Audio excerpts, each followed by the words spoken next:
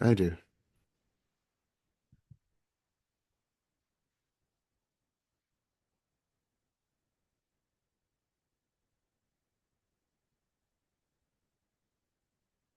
Hello. Hey, Deb. Oh, hi, Debbie. Welcome back. Good to see you. Yeah. And Jay. Hey, Hello. And Jason. Jason. Hey, Jay. Good to see you. Okay, we're good. And Alina. Harlan. Hello, Hello, my friend. Aaron. And Hi, Glenda. Glenda. It's so nice when the video picture pops Yes. away and a face comes, smiley face come up. It's so nice. It's so nice. Okay, a few practical before we start. Yes. The first one is this is the last inquiry group of the year.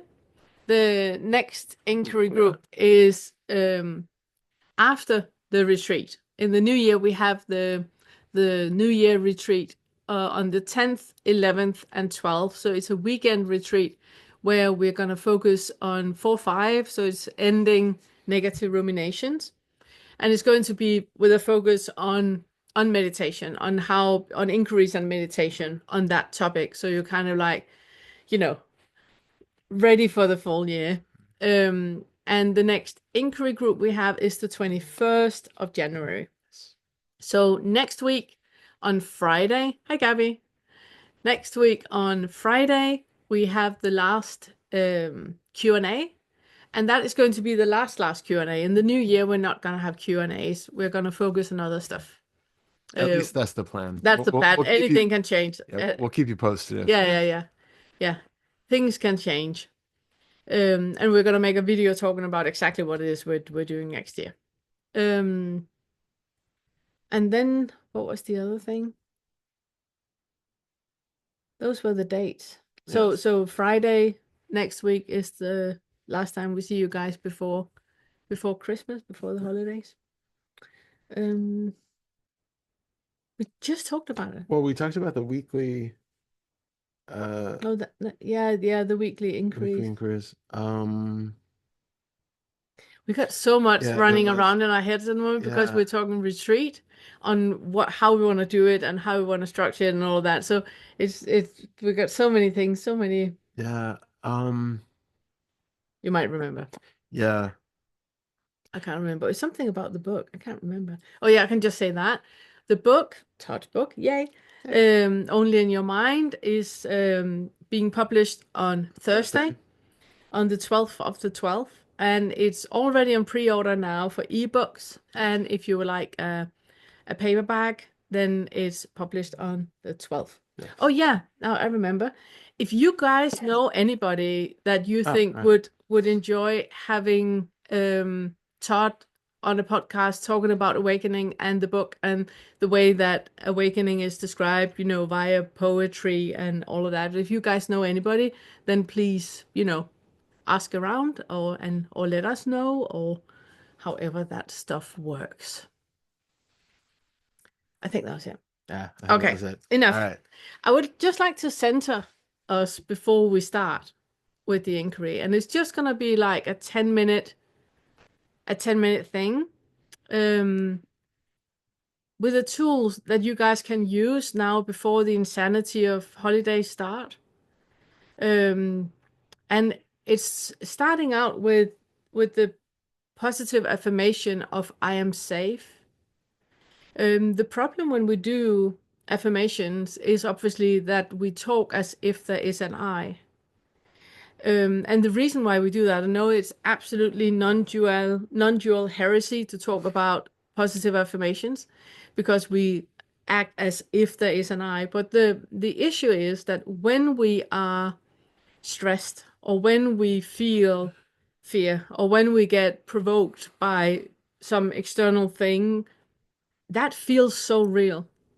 And just saying, but there is no I, so there is no issue, that's just bypassing. And it doesn't help you much. So, what we do instead is that we take the situation that feels very, very real in the body right now and create a positive affirmation about it. And then we start to pick it apart. And that's what I would like to do now. So if you make yourself comfortable and close your eyes and make a deep breath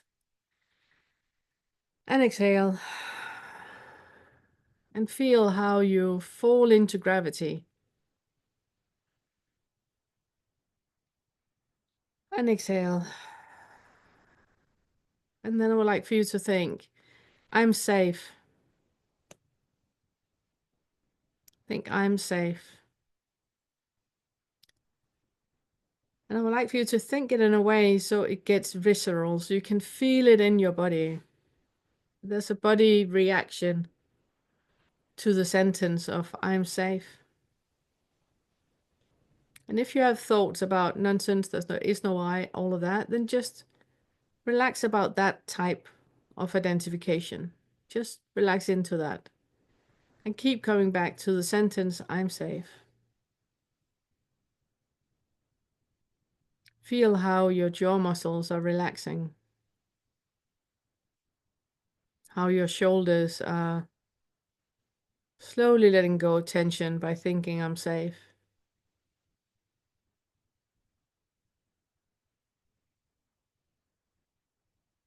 The knot you might have in your stomach or in your diaphragm is just relaxing with exhalation, and it's just, I'm safe.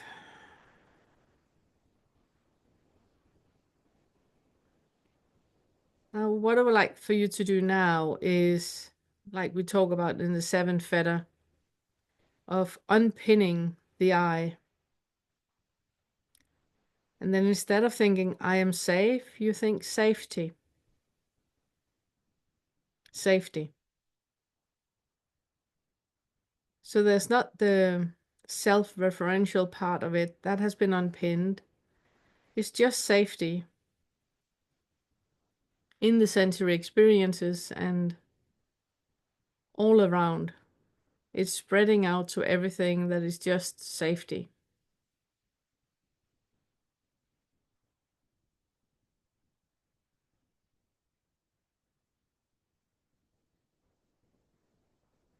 And the last thing I would like for you to do is to notice that safety is a concept that is created by your mind. Keep having the visceral feeling, even with what I'm saying now. Keep thinking safety, but notice that safety is a concept. It's not a real thing. And then have the sentence, there's nothing that can be safe, and there's nothing that needs to be safe. There's nothing that can be safe, and there's nothing that needs to be safe. And see if you can rest into that. That there's nothing that can be safe, and there's nothing that needs to be safe. What is arising in this moment is just arising. There's nothing that needs to be protected, because there's nothing that is vulnerable. There's simply arisings. There's arising in the entire sensory field. And there's nothing vulnerable about any of the arising, which means that there's nothing safe about any of the arising. It's just arising. So there's nothing that can be safe and nothing that needs to be safe. It's just arising. Feel into your body now. Feel all around the body. So see if you can keep the unpinning. And it's simply arisings.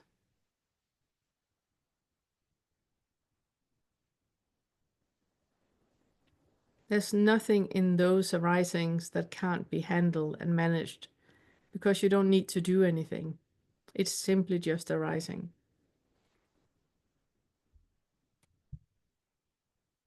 Okay, make a deep breath. Open your eyes. It's all good. It's all good.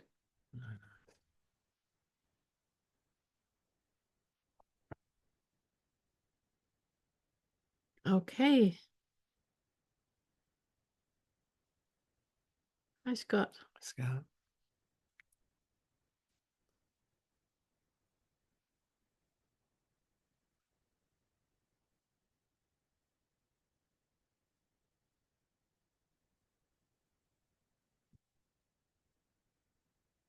Whenever anybody is ready, if we have any questions, Any questions, comments, anything you would like to talk about? raise your virtual hand. See, we got Irene.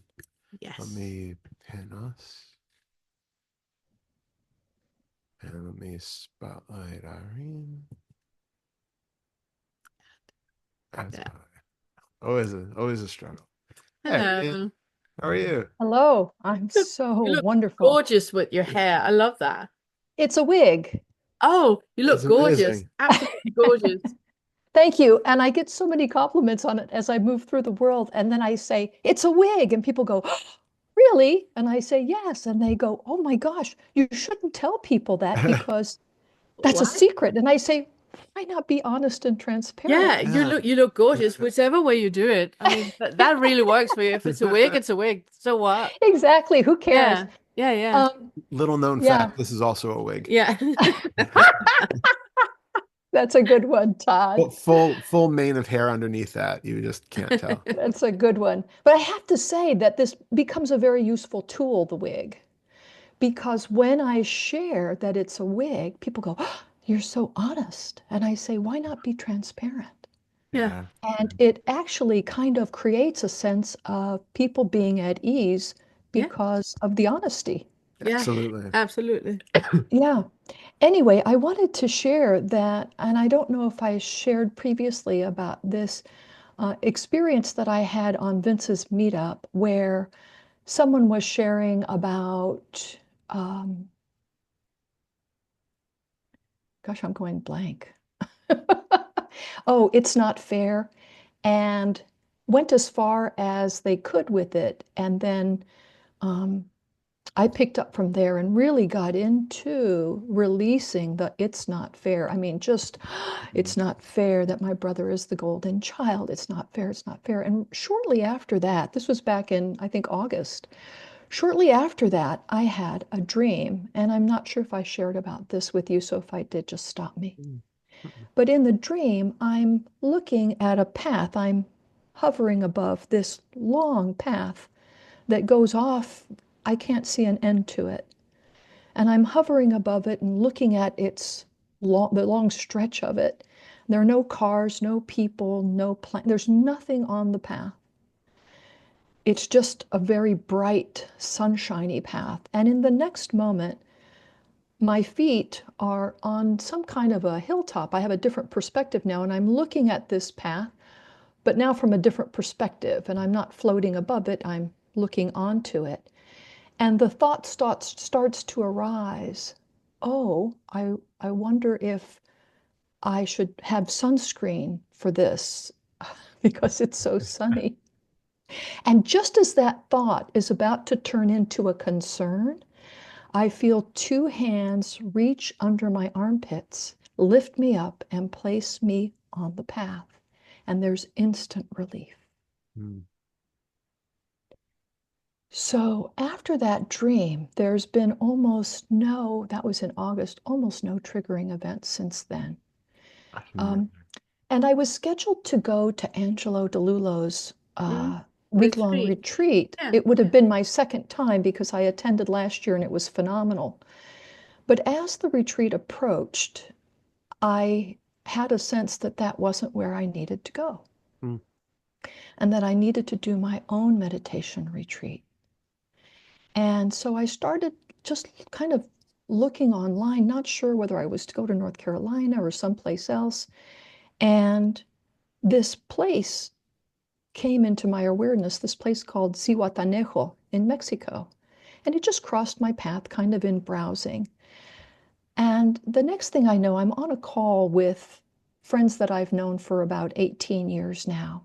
And I was sharing with them that I didn't know whether to go to this retreat or to go somewhere else. And one of the women on the call said, you know, there's this place in Zihuatanejo, Mexico. And I had not mentioned it at all to her. And I thought, okay, that's the place I'm going. And so I went and did my own meditation retreat. And for the first few days, I meditated day and night, and I was just present with whatever was arising. And then I started listening to, I think her name is Jaha So, Sarah. yeah. What is Yeah. her?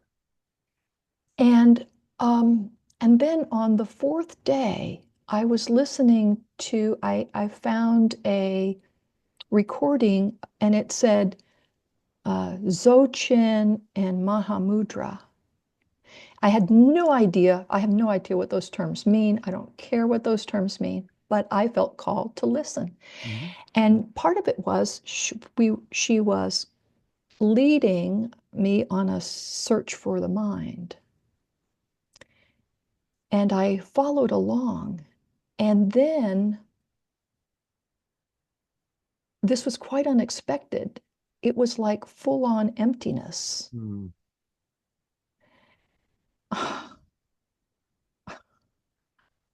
There are no words for that full on emptiness.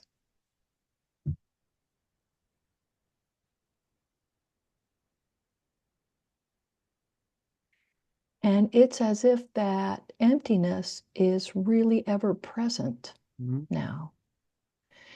And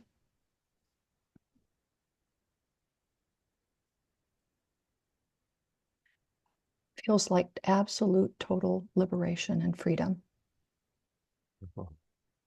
Yeah. And I wanted to really extend my gratitude to the two of you because it was just over a year ago today. You know, it was in October when I first met you and started the Fetters. And I can remember sharing, and I can remember I was telling a story, and Pernille said, that's all narrative. And I said, well, what is there besides narrative? I mean, it just seems like such an incredible quantum leap since that conversation. Absolutely. Completely. Absolutely. Yeah. And there's also this, it's almost like a transmission that seems to be going on.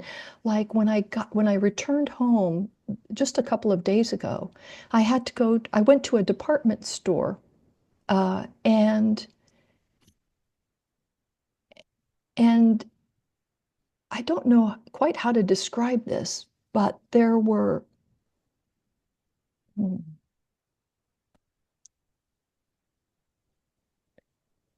it was that people were recognizing the emptiness and gravitating towards it without even knowing on a conscious level what they were gravitating toward. I knew they were gravitating toward this emptiness that was being recognized in them in some way. Does that make sense? Possibly. Not to me. My question is actually, how did you recognize that? How did I recognize That what they were specific? gravitating towards. Because they were filled with delight, and what was being expressed here was just um, this joyful spontaneity without any thought. There was just joyful spontaneity occurring, and in whatever was being expressed. And they were delighting in it. And I watched, as I walked through the department store, I saw a few heads turn, and I knew that they were turning because of the energy of that spontaneity. Does that make sense? I'm not sure um how much I want to poke because you're in a really, really beautiful place right now where everything is just energy and emptiness, and you are in that beautiful state. So I'm not sure how much I actually want to poke to it, if you know what I mean. Hmm. I think maybe a better place to be with that is to just recognize the ambiguity of the experience, that there is, stay with the we don't know aspect of why people tend to be attracted to or mirroring certain things. We talk about mirror neurons, but there's also, we are part of the web of everything in ways that we just can't logically grasp with the mind. And we start to just fall into a trap every time we start to limit that Mm, experience by putting a label on it and saying that it's the emptiness that they're drawn to or mm, that they're feeling this particular energetic transmission.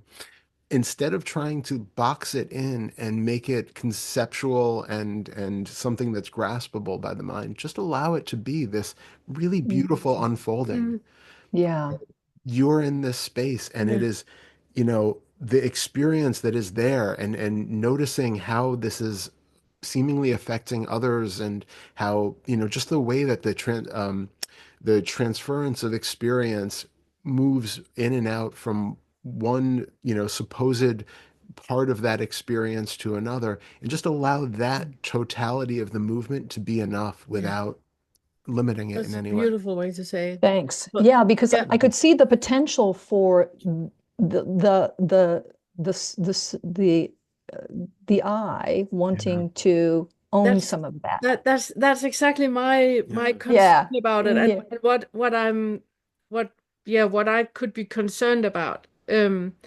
Because what you see when you're walking through the department store, you don't know what other people are experiencing. You don't know that they have bliss and they have emptiness, but you know that you do. And that is what you, in your bubble of reality, what you see reflected in other people. So you're projecting your experience onto what you perceive other people are experiencing, but you don't know what other people are experiencing. You can right, even question what you're experiencing. So right now there's this energy that is moving with an expansiveness, and where you look at the world with loving eyes, and there's nothing but love. And that right, is where I would like for you to stay as long as you can, because it's a beautiful place to be. But like Todd says, be careful with not boxing it in and saying that you know what other people feel, because you don't. Right now, and you don't even know what you feel. Right now, what is present in you right now is expansiveness, and it is love, and it is emptiness. That is what right now is arising. And without putting more labels on it or creating it into anything permanent in time, then just realize that this time right now is permanent. This moment here is everything that is. So this moment right now is full of love and emptiness and expansion and all of that. And not limit yourself either with this needs to stay, or this is how other people feel, or why don't I have it right now, or anything like that, but just allowing what is alive right now to be alive. right, right. Yes, absolutely, absolutely. Yeah. So beautiful. So Thank you so happy. very much. Yeah, Thank yeah, you. And thank yeah. you for sharing. It's an amazing place to be. Yeah. Yeah. Yeah, that is so wonderful. And Dzogchen is in the Mahamudra stuff can be a really good way to get directly to that seeing, to that Yeah. experiential of just that openness. It Yeah. was quite a surprise and quite unexpected, really. So Yeah. thank you so much. Thank Thank you. Thank you. you so much for Thank you. sharing. So good seeing you. Yeah. Oh, what happened? Um, no, I don't want to do that. There we go. Jason. Jason. Hello. Hello. Hey guys, how are Hello. you? Good. How are you? It has. It has. I was showing my wife's putting up our Christmas tree. I was showing her the pictures and the video of your Amazing. Christmas tree. We both got a laugh out of I that. know, I know. We absolutely love Christmas. We It's do. so over the top here. Yeah. And it really is that maximalist streak is a family tradition here. So it's So, it's a Christmas thing. It's like not so much in other aspects of life, but when it comes to Christmas, it's very much just over the top, over the top. absolutely gung ho. Yeah. Yeah, that's good stuff. I have a few different things, but the first thing I wanted to talk about was my experience during the exercise that we just did, Pernille, during the meditation. Yeah. And you started off talking about going to the safe place, and as I dropped into that experience, the mind kicked up, and it was a lifetime of my military service, my Mm. police service, surviving a tornado, and Wow. like your home is really your safe place. And when that has been taken from you, when Mm, you Yeah. go through something like that, like you have nothing. yeah. Yeah. The basically the first 40 years of my life have been erased because all of my pictures, my Yeah. memorabilia, Yeah. everything's gone. Wow. Yeah. Which is such a unique experience to be going through this awakening at Absolutely. the same time. Wow. It's but so as you were talking about go to this your safe place, I'm feeling through this, and I'm like, there is no safe place. Mm. Mm, There's not, and yet it's okay.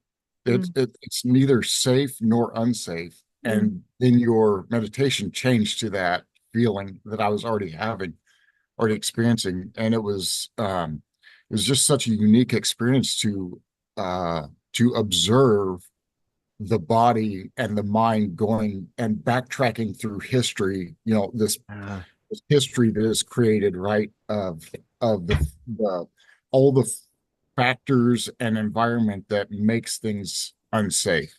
Yeah. It's- and when you once that once the fetters start breaking, that there's just nowhere to hang a hat anymore. There's no No. safe place. There's And no unsafe place. right, There's not right, a yeah, safe place, but there's not an unsafe place because it doesn't need to be safe or unsafe. yeah. It what's interesting about it is that there's a perspective at the core of that unsafety, that when you have all of those memories about all the times that you have been physically unsafe, there is a physical body that is at the root of all of that. That's right in the center of each of those experiences.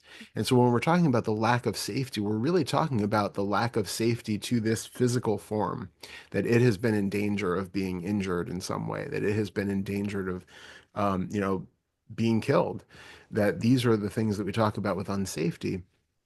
And yet there's another way of viewing all of this, which once we're doing like sixth and eighth fetter stuff, you start to see that breakdown of um, what even feels like the thing which felt to be unsafe. That is one way of viewing experience, but it's not the only way. Mm, And the phrase I used this morning, which is very similar to something I said in the book, was a wave doesn't need to feel safe. A wave doesn't need to feel safe from the rest of the ocean. That there is a way of having that experience where this is not the central point in mm, anything. And if this is no longer the central point in anything, this can't be injured or dominated or in any way, you know, separated or threatened by everything else. If we're taking into consideration this entire flow of experience, the entire totality of existence, there is a way of perceiving that where the idea of safety breaks down because mm, there's nothing that needs to be safe from anything else. It just becomes a moot point. And so there's like one way, like you mentioned, where you can feel unsafe and you can feel safe, and you can recognize that both of those are concepts, and both of those have just sensations that seem to be saying that they are one or the other, and that one of them is true or the other is not, or I prefer feeling one rather than the other. And then those things can be seen through. But then there's another way of viewing everything where there is just simply no disconnect and no way in which safety or unsafety makes any sense, even Mm, beyond that conceptual level. mm, Yeah, that's exactly it. It's like it's neither safe nor unsafe. mm. Yeah. Yeah, It's beyond, and I'm just starting to find that more and more yeah, in Yeah. all aspects of life. Like there's just I just got to watch your interview with Hannah yeah, yesterday, Yeah. and such a great interview, and I got so much out of that, so much utility. And one of the things that she talked about was this like nobody knows, and I yeah, remember when that dropped for me. It's like there's just this. Like yeah, Yeah. you can't say anything more than that. And No. and we dance around this language stuff, but there's just no way to mm, say anything more than what it is. And I even wrote some little notes here to keep me on track of, but I know that the conversation is just coming spontaneously. I have no idea what's going on, including the dogs, going crazy in the background. But um so since you brought up the sensations, I had asked a question in the Friday Q&A a couple of weeks ago. It didn't get answered. And oh, this All right. this is actually it's okay. It's okay. You had some life circumstances come up, no worries. But this is probably a good time to bring that up because this deals with the same thing. So I just finished my master's degree in social work. I've been Yeah. doing therapy and working with congratulations. clients. Thank you. Yeah. And one of the things I'm really noticing is I am kind of getting a counter transference of energy. Like Mm. obviously the people I'm dealing with have past really bad pasts and child abuse, you name it. And I'll step outside if I need to. Hold on a second. Oh, it's okay. We can't hear anything. It's actually taking out We can't hear anything. Zoom is Oh, neutralizing okay. all the background Well, that's noise. fine. You're fine. I can make it easy. The wonders of a laptop. So I have some I have noticed coming home after working a couple of days. Can you still hear me all right? Yeah, yeah, yeah. Okay. So I've noticed after coming home after working, like I'm just like in a shitty mood. Like I don't even want to come home because I'm afraid I'm going to pass that on to Mm, my wife and son and stuff. And it's just I don't feel like it's not like something from me and it's not something from my client. It's just energy. You know what I yeah, mean? Like, and I feel like real deep anxiety, like an elephant sitting on my chest. And it takes a couple of days generally to subside and then I'm good to go. And it's not constant, but and with all this, I have been noticing like I've got some emotional stuff coming up. Mhm. And I had sent you I just commented. I think it was last time we talked, Pernille. I said like I'm not moving to the eighth fetter. I'm not really ready, and you're like totally understand. But at the same time, all this stuff going on, I know I've got something going on, some repressed stuff that I'm working through. yeah, So I'm feeling all this stuff coming up and just kind of throwing that out for a little bit of advice on what you yeah, guys yeah. think. I completely get that. It's actually tied into something that I wanted to say before. Mhm. So I'm gonna weave a bit of things together. Sure. When you said about losing everything that you owned in the tornado and you completely lost like 40 years that was just completely wiped out. Do you see that is not possible? Those 40 years never were. Hmm. We have the memories we have about a past is super flawed because we don't remember with accuracy. We remember from survival. So Right.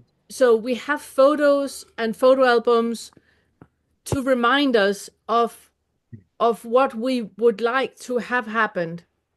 So we keep photos that gives us a certain feeling of how it was, on that holiday that you took, and that, experiences, and, with auntie and uncle, and all of that. So we have the photos to remind us of how it actually was. But in reality, there is no future and there's no past. There's just this moment right now. And in this moment right now, we create um, a perception of what we think is happening right now. And then in this after tonight and tomorrow, you're going to think back on the meeting when you and I had the conversation, and you're going to create a certain image of what this conversation was about and what that meant to you. And in a month and in 2 years' time, you're going to think back on what that kind of meant for you. But that is not the conversation. If you listen to the recording in 2 years, you're going to hear something completely different than what you actually thought we talked about. Yeah. Because what is happening in the moment is not real. If I'm really lacking words here. What is happening in the moment is not real. It's just what we create, something we created into in this moment that is useful for other stuff in other aspects of our lives, useful to look at our past and release, trauma that we have, and useful for, so it fits into that image that we have of what I am or what my life is. We have like this structure that we try for everything to fit into. So when you speak with the people at your work that have really, really heavy stories, it's the same thing that is happening. You're creating something that makes sense related to you, just like a picture of your auntie and your uncle. It's not really what happened with the auntie and the uncle. It's not really what happened with the person at work. It's something adjacent thing that is happening where a self-referential experience is weaved into it and is creating something that is not even there. And that is what you're taking home. It's that So, energy that you're taking home.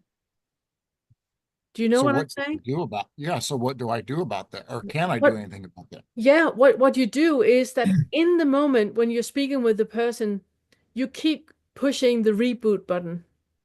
It You doesn't reboot. happen when it doesn't happen when I'm having the engagement. It happens after. When I'm having the engagement, I'm fully on just like I am with you. Hmm. Yeah. There's So I don't have that. So so what happens after? When you have spoken, you can give an example if you want to. So what happened after? it's really weird. It's almost like I just feel I'll be sitting in my office and this could happen 30 minutes after, it can happen a couple of hours. It just sometime in the late afternoon after, a couple days or whatever, it's just like I almost feel like I get physically sick. It Like it's it just it is, and yeah. I do want you to be curious when you're in the moment of how much you're pushing the reboot button. Because if you're rebooting all the time, so it's this and this and this, and it's not weaved into anything previously, then there's nothing that can grow anywhere Mhm. because it's just this. And then the person say that and that and that, and it's not going in anywhere because it keeps being rebooted. If you don't reboot, then it's kind of going in and becoming a part of an experience and becoming a part of you, if you can say it like that. So you get influenced. It's like if you're speaking with somebody that's really, really cranky and you want them to be happy, you Mhm. will end up being cranky Hmm. because you're so investing you in it. You want something else than what is happening. When you push the reboot button, they can be cranky and cranky and cranky and cranky and cranky, and there's nowhere that it can sit in you because you have no wishes for this moment to be any different than what it is. Do you know what I'm saying? Yeah. So when you speak with the person, are you setting them free to be miserable? And I'm not saying that you putting putting more um more what do you call it Coal in the fire. yeah, coal in the fire. You're not putting more coal in the Yeah. fire. So they feel miserable and you go like, yeah, it is. It sucks. I'm not talking about that. But keep having that reboot of it where they are allowed to be where they are. There's nothing you need to take on you in it. Yeah. And just in talking to you here, I can feel like there's a little bit of second fetter, fear, anger, guilt, shame coming up through me, from me. Yeah, Hmm. Like I'm not good enough in Hmm. the situation there to, we go. so that's, That's exactly it. So, and that means that, excuse me, in the moment, you're not rebooting. There is a feeling of lack in you. You're not good enough. And with your masters now, you can prove that you are. But the issue is still there. If you have an idea that Jason is not good enough, and even with an education and even with a degree, he's still not good enough. That will come up. And in the moment, you will try to sit and prove to yourself and the other person that you are good enough, that you are qualified, that you actually can do this, and you actually can help them. But the problem is that neither of you are free in that moment. Hmm. There is like we did with the meditation in the beginning with I'm safe. The same thing when you have a feeling of low self-worth. Low self-worth is a concept. You cannot be with a low worth. It's simply not possible. There yeah. is nowhere in the universe that anybody can be with a low worth or with much worth because it's just a concept. You Yep. are you are a perfect Jason as you are. There is nothing that needs to change or needs to happen in this moment. And even when you look back with where you were in your psychological stability and your emotional maturity, even then, Jason was a perfect um, creation of Jason. There was nothing that needed to be any different in that moment. So the low self-worth idea that you have, it's just a concept. It's something that you're creating that is not real at all. So there's nothing to prove. There is nothing for you to um, yeah, to prove or to um yeah, another word. um Okay. Can I, do you Yeah, know do you yeah, know what I'm trying completely, to say? completely. Well, but I think if I could jump in for a Yeah, second, yeah, yeah, absolutely. I think because I recognize this when I first started guiding and doing that kind of work, there was a part of me that still had that certain buy-in to being the one who has to make something happen for the other Mhm. person. That yes. it's on my shoulder. They're coming to me to get something. I have to perform this service and like say, like, I have to know just the right thing to say to get them to have an experience that they're expecting or that I want them to have for some reason. And that's what you were getting at, that Yeah. ultimately the best thing to do is to be completely free of those expectations, both for ourselves and for the other person, so that they are free to have their experience however it shows up. And you're free to be there completely open for them with no expectations or preconceived notions.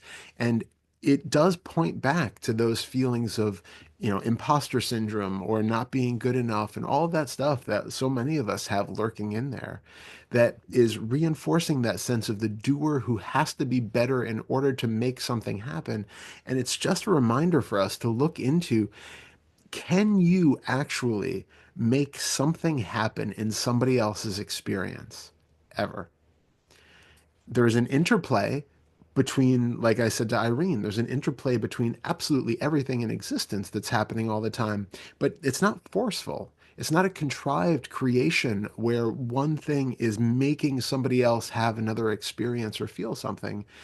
it's a spontaneous arising. Either it's there or it's not. And however it's interpreted is interpreted uniquely by each of those Mhm. experiencing characters. So all you have to do is show up and have that faith in, what you say is going to be at the what you take to be the most useful thing in any given situation, but you'll never know whether it actually is or not.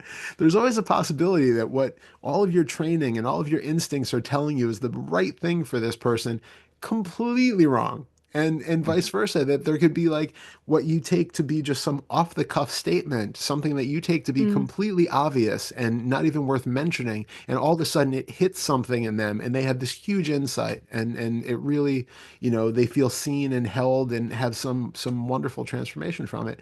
You can't predict those things. So I think it really comes No, with the because with the it, it's it, not in you. exactly. Yeah. So you don't know. So it's really that open humility to just show up and be present and not take any of this on as a personal failing or a personal triumph. That's why we had that Mm. talk about not taking on Friday when Raven asked the question about why do we always when people are gratitude or expressing gratitude that we say, well, it's on you. It's what it is. It's not us doing anything. We're showing up, and whether somebody gets something out of it or not is entirely up to all of the causes and conditions that have started since before the Big Bang. And we can't take credit for any of that. And it's just having those reminders when we're doing any of this kind of work, whether it's therapy or guiding or anything else, to stay And there. it was a bit what I was trying to point to with the pictures, that those a photo album is such a great metaphor for how we are walking around in life and creating a lot of something out of nothing. That we are, and like you say, that is completely 40 years completely lost. But those 40 years are not more lost with you not having the photos. Those 40 years are lost. They are gone, but they're not more lost just because we haven't got the photo. And I just want to say, I completely understand. My house burned down. I lost everything in the fire except, living beings. The rest, all things were lost. So I completely understand. So it's also coming from a space where I have had a lot of reflection about this. But it is really it's more the concepts around the photo album or what was lost than it's actually the real thing. And it's the same with an idea of low self-worth or a feeling of shame or a feeling of guilt. It's the same thing. It's more all the things that we are plastering onto it that is not real either. Yeah, the thing that I feel that you guys are transmitting here that I'm picking up is there's a lot of selfing going on. Mm. Yes. Yeah. There's a lot of selfing, and it's something that like the fact that I have a master's degree, I don't feel like I know anything at all. And Yeah. especially once, like we talked about with the thing with Hannah, like nobody knows anything. And when No. you know how completely ignorant you are, it Yeah. doesn't matter what piece of paper you've got on the wall, you don't know anything. And the institutions that taught you don't know anything either. Completely. You know, but Completely. but in that also there is kind of a societal deal. Like there is research and stuff, and we can draw some conclusions on the best practices or something or whatever, right? Yeah. But that's all just a guess, and we're just trying to do the best that we can without trying to damage other people. Yeah. So I understand the best practices and everything, but that's kind of where I'm in this world of completely not knowing Yeah. and being in a position where I'm supposed to know. And in trying to balance that thing, I think there's a lot of selfing going on, Yeah. Yeah. you know. I I would love to give you like the sentence is it's Chuang Tzu Mm. that has that whenever you interact with people, don't try to impress and don't try to offend. If you Yeah. go through life where you don't impress anyone and you don't offend anyone, then you're on the middle way and then you're actually on the right path. So when you're speaking with the people that you are there for and supporting and helping, do it out from the middle way, where you're not trying to impress anyone and you're not trying to offend anyone, but you're just going through the middle way where you're completely humble, knowing that you do not know anything. And whatever you pick up in the moment, you only pick up on because of your causes and conditions. If you had your morning coffee, if you had a good night's sleep, if all of those things are there, then you pick up on it. Otherwise, you don't. And it's completely out of your grasp. There is no, free will adjacent in there that is capable of doing the right thing and helping and all of the wear cape and all of that. It's not. It's simply not. It's not there being offered to you at all. Yeah. But I would say the just for, your own second Fetter experience, it's also relevant that when we do these kind of interactions with people, it can be kind of draining. It can be kind of Yeah. exhausting. And so notice if you're actually also feeling just like that having given a lot of attention and energy and you feel kind of drained, and if that is also leading into where you have these maybe subtle beliefs or that the Yeah. things that the people are talking about are, you as you said, you've had like a trauma-filled past. And notice if even if you're not consciously thinking about, oh, well, that reminds me of that, or, you're not consciously going into any of that, if some of that is kind of rising to the surface or kind of being mirrored in what they're talking about, that you feel a little bit of that, even again, if you're not dwelling on that in the actual session, notice if that being kind of lower on energy, having your defenses kind of weakened a little bit by that, if you start to realize that you are feeling and being more affected by some of these things that are still kind of lurking in the background that haven't been fully dealt with yet. And super good point, and make me think of another thing that is is also super relevant. Oh God, we're piling on here. We are. Good Um, thing this is recorded. You can Bring it just on. watch it. no, it's the part of also being kind towards yourself. Because Mm, what you're doing is really it's demanding and it's draining. And if you have expectations about being with that for 8 hours or 10 hours in a day, and then you go home and are super dandy and got all the energy to, chop wood and carry water. I mean, you also need to, relax. Every time we have had sessions like this, or when you have had sessions, we always take time off just to be quiet, yeah, just to have things settling in. So we kind of feel that the body is catching up and the nervous system is catching up and we biochemically are catching up. And then we ourselves again. yeah, If you have an expectation about that should not happen, that catching up should not happen, I should just go back home and deal with the dogs and dishes and do the laundry and all of that, and that is in one steady stream, then you're not kind towards yourself. You need to acknowledge the effort that you're doing at your work. It is demanding what you're doing, and it's demanding completely objectively on your nervous system. And that needs space. You need space to kind of like get back to yourself again. And like you say, have all the energy just, settling in you. I can recommend you doing physical exercises like the pumping exercise or the shaking or doing any of those 12 exercises that you have in the program. Do though any of those where you kind of get back to yourself, shaking it off, and then, here we are. Okay. And then you can enter the house with the dogs and the dishes and all that. Awesome. Yeah. Thank you. thank you. You're Congrats welcome. again on Yeah. Masters. Yeah. Love, Yeah. Good luck with it. I appreciate it. Love you guys. Love you too. Love Good you. seeing you. Yeah. Happy holidays too. Yeah. You too.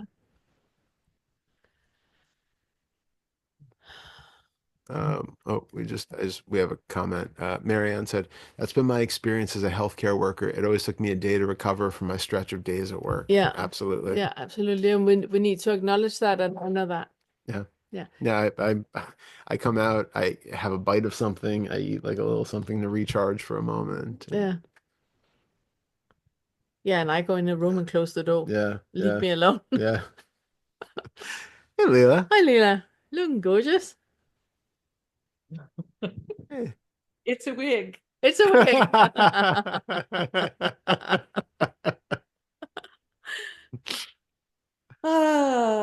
So yeah, I wanted to say something about Jace after Jason said about Hannah's interview.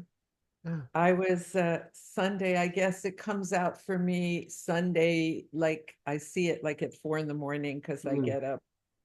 And I had a really hard day on Sunday because my kitty is dying, and I sat with her and she's wasting away, and her beautiful blue eyes are turning yellow, and she's all bones, and she won't eat and she won't poop. And I just sat there kind of just in the sensation, the burning in the heart. And then for some reason, I got something diverted me to Facebook, which I avoid like the plague, but I got on Facebook for the first time in years. And I saw all these people who shall remain nameless, some of which you know, posting, talk about a photo album. Facebook to me is like photo album on steroids. It Because is. you're in everybody's photo album version of what they think their life should look like, right? Yeah, Yeah. totally. And so it triggered something, some shame and some inadequacy. And then Hannah's interview came a couple hours later, where it was like, we don't know anything. And then I thought, I remember when that happened to me. It wasn't quite as a big a blow up as she had, but I loved the energy behind it. Where I kind of spent a day Googling words and finding out that this word referred to that word, which referred back to this word, so that all words were empty. There was no meaning. And then I had that experience with you guys where the meaning track detached from the soundtrack. Yeah. So the words were just blah, blah, blah, blah, blah, like Gary Larson, blah, blah, ginger, blah, blah, blah, blah, blah, blah, blah, Yeah. blah, blah. But it sunk even deeper listening to Hannah. And the part of the interview that I really loved was the reboot, like knowing it and kind of really getting it down lower. Yes. A friend of mine who was in the honeymoon period, she said to me one day after she woke up, she said, I see you clearer than you see yourself, because you see yourself in the mirror and you have all sorts of ideas, but I see the hair and the pimple and the beauty and that, and there's no judgment, there's nothing, it's just clean. Yeah. It's a clean slate, right? Yeah. So I was just rebooting myself in the mirror all day. I was like, Yeah. oh, reboot. And I realized about love, the part that got me upset about Facebook was I had all these ideas about the meaning of the word love. And love means a monogamous relationship, 2.4 kids, a microwave, a nice Christmas tree, a this, a that, a this, a that. And that success, beauty, all these things came into the meaning of the word love. And I always keep thinking, where's the love? And then, Yeah. guys, wait a minute, Hang on. Yeah. hang on. Yeah. Love doesn't mean that. That's Nope. complete conditioned bullshit. Yeah. Completely. And yeah, it really got in. It was like, oh, Wonderful. and then what happened then? I have a question at the end of this because Sure. Where was it? I had to keep notes because I was writing as this was going on. So because words are all reflective on other words, I'm doing a video now on point of view. And there's point of view, which is a set of beliefs, and there's point of view, which is the physical experience of seeing things from a center. Like the world spawns, it is created from whatever point of view you're looking at. Yeah. And that point of view could be a set of beliefs or conditioning, or it just could be the physical embodied sensation, like you work with in Fetter 6, of separation. Yeah. So my question is, Yes. body yes and body no, it has to do with knowing, like we know nothing. But yet I have this medical map, and you have it too, Pernille, because you say things like hormones and nerves and nervous system and this and that. And so I have this medical map I lay on top of, Mm. because a position, the trick of the brain that the brain does is it spawns this map in space-time out of a point of view. And it does it because it's for survival, to find prey and to avoid being eaten. And all of the things that we had to do, we had to create some kind of map so we could navigate the maze, right? Hmm. So, so how is experiencing life without a center different if you reboot every minute and you Mm. drop every story, but Mm. yet there still remains this physical sense of a perspective? And in that is this mystery of knowing the body yes and the body no, Yeah, which is a no, kind of and it's actually, I can see exactly where, because you're on the right path and then you take a turn. okay. There's what you're talking about is being in that space where there's no starting point. There is just arising, arising, arising, arising. What you then say is that you have this medical overlay, just like I do. We have that medical overlay. That is part of our causes and conditions. It does not mean that it's truth, though. It's just part of our causes and conditions. Just like Jason now has causes and conditions that makes him know about, supporting people and the law and how he can, support. That does not make that true. It's just part of his causes and conditions. And if we have a painter or a musician or anybody else that are seeing the world without a starting point, the arising, arising, arising is happening out of those causes and conditions. And like Todd just said, we don't know anything because we need to have all the information from the Big Bang to know. And we simply don't. We simply don't. We just have causes and conditions that are helping us noticing and, like you say, avoid being eaten and make sure that we do eat. And that is basically it. So there's no right or wrong in it. From those causes and conditions that we have, from that pure arising, arising, arising that is happening, there is not a starting point. Because with a starting point, we have a belief that something is right and wrong. So the starting point is not there. It's just the arising, arising, arising.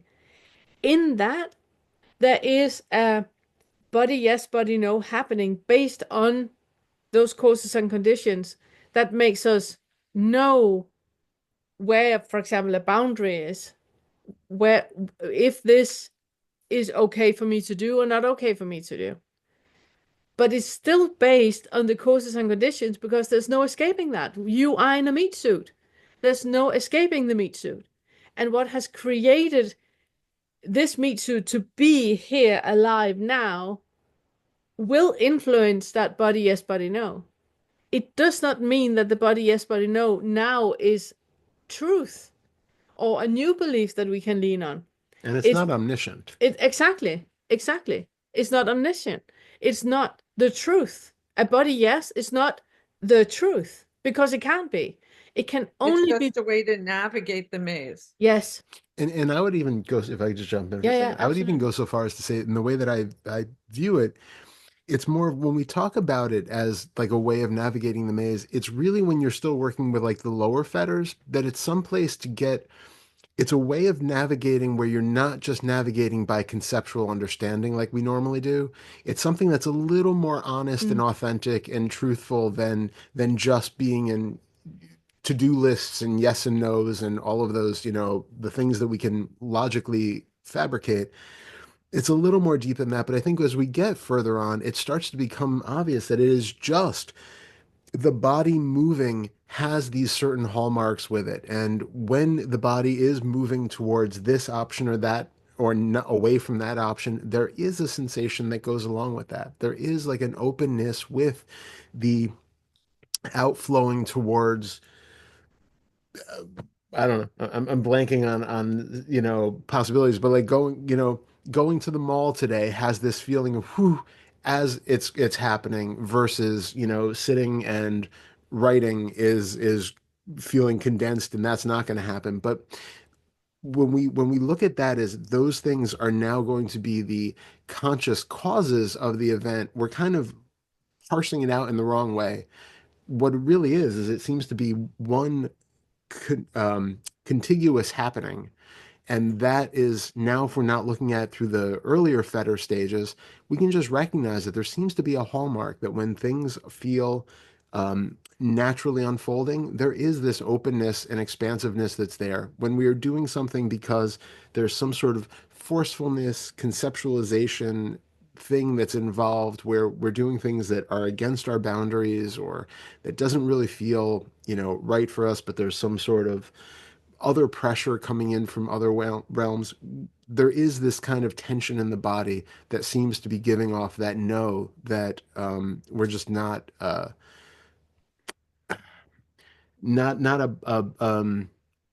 we don't notice earlier on in the process, and then it just starts to become something where I think it becomes like a warning light, and then something that we don't necessarily even experience as much if you're really just moving with the flow of things. Do you know what I'm saying? Yeah, Is that clear? and Is that out clear yeah, or not? absolutely. I'm sitting and Like, thinking that there's really something about that causes and conditions where the body yes, body no in the higher feathers.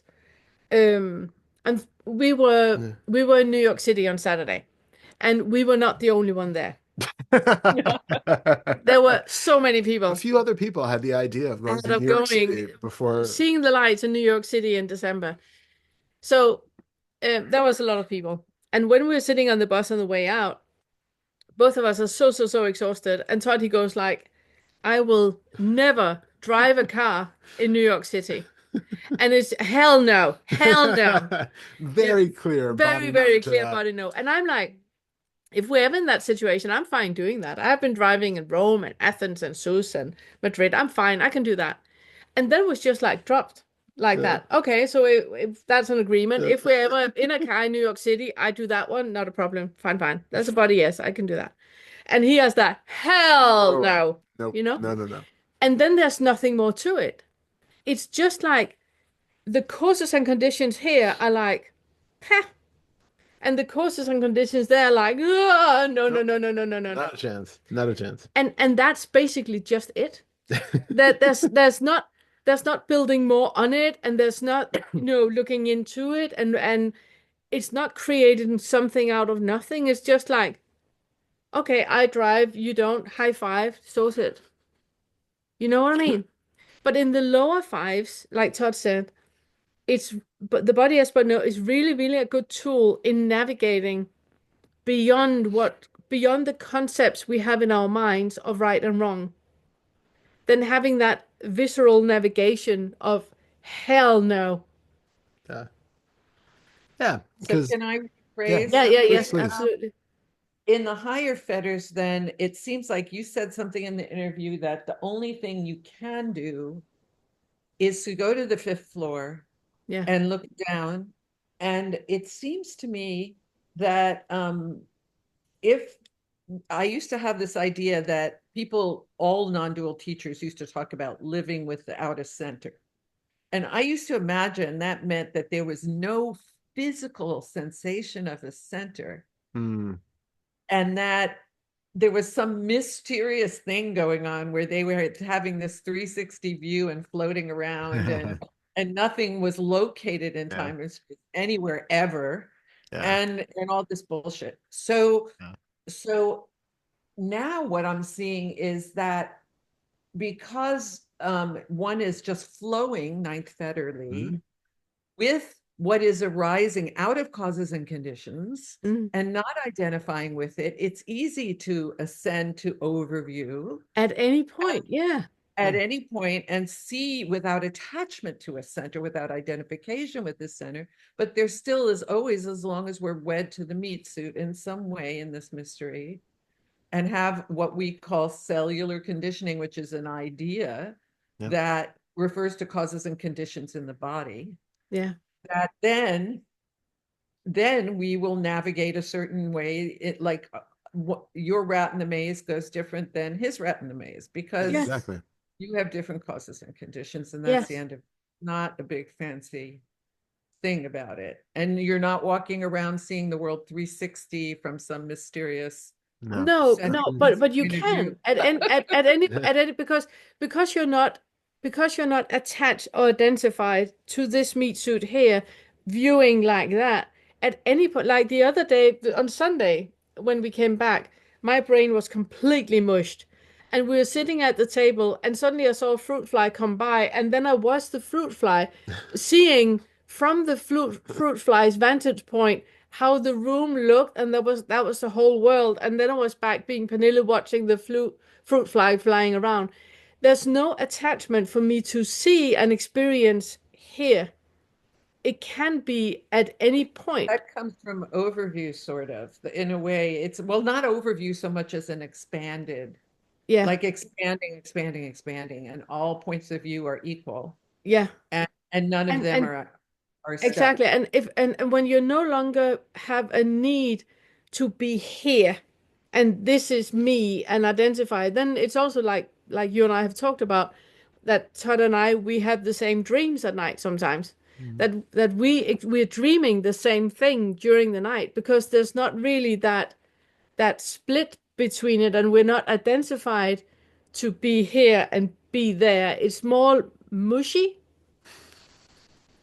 That's a phrase, isn't it?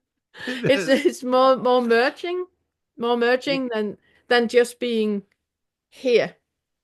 right. I noticed that, and I think everybody has this experience when you're really, even before all these fetters drop, when you're really connected to someone you're really close to, you can feel them across the world, Yes, and Yeah. you know when they die, and you know this experience that twins have of each other. Yeah. yes. Yeah. So, okay, good. That explains that. That's better.